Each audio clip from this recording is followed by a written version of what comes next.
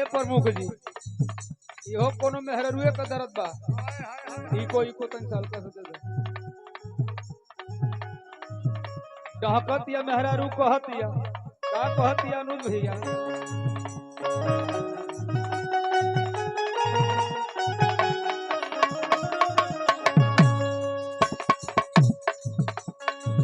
बीतला कहनवा बीती गईले फगुना हो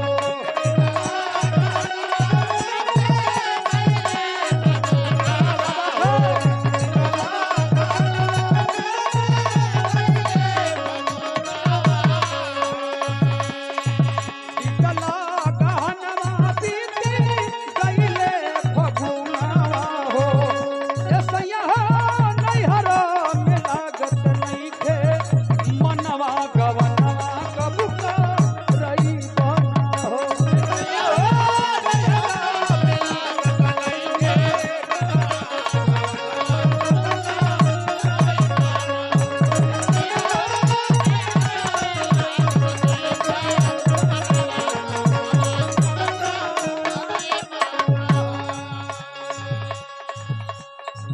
और हमारे सरवण भाई जो फूलपुर से चल के आए हैं बब्बन भाई पीयूष भाई प्रमुख जी अजीत भाई मुलाकात भाई लो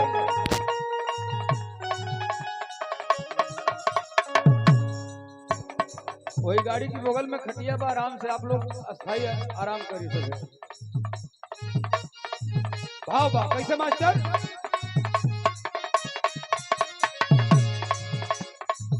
चढ़ली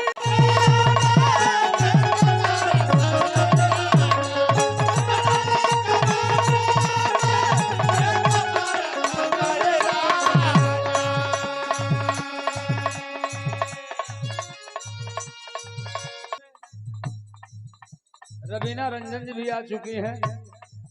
आज भी हम लोगों का प्रोग्राम है कल भी दोनों लोगों का प्रोग्राम है चनाडी में ऐसे में खींचा तानी लगल है भाई मालिक सबके आगे बढ़ावा चला अब मास्टर का बजौला है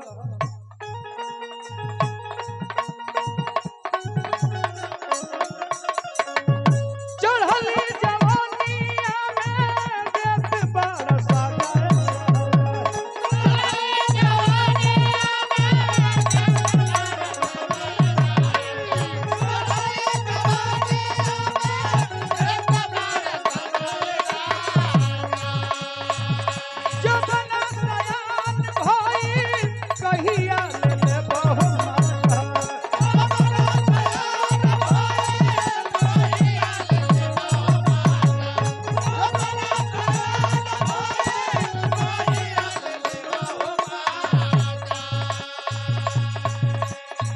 धधके जवानी जैसे जरा दहाना हो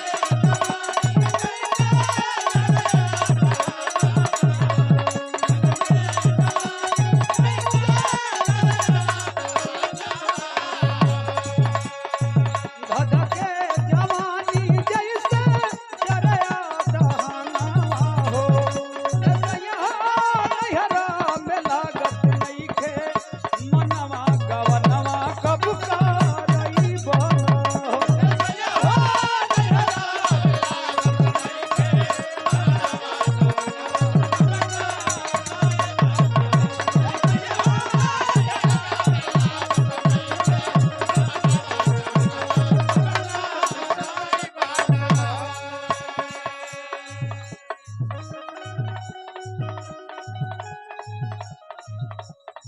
क्लियरेशन में झटके में एकदम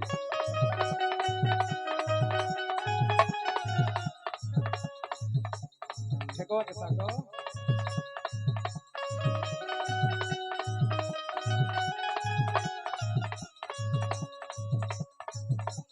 चढ़ली जवानी जब टूटे अंगड़ाई के जवानी जब टूटे अंगड़ाई के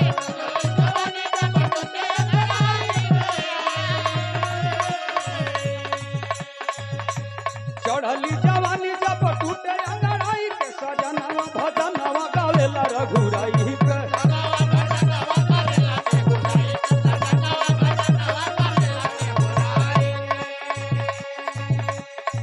एकर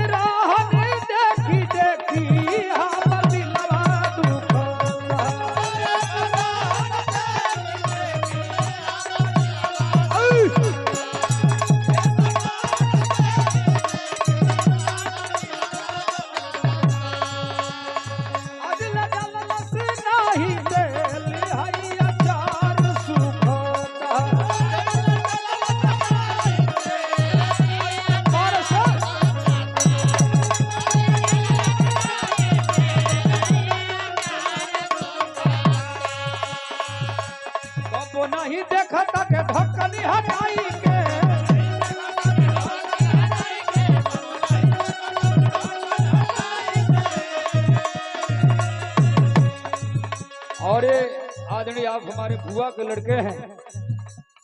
अमरजीत यादव शैलेश शाह पुरस्कार देहलन, सही हो। मड़ई के पावन धरती से हमारे शैलेश शाह जी के कार्यक्रमों द्वारा स्वागत किया गया। बहुत बहुत प्रणाम, सब बहन के प्रणाम बा। मालिक सलामत रखे। कबो नहीं देखा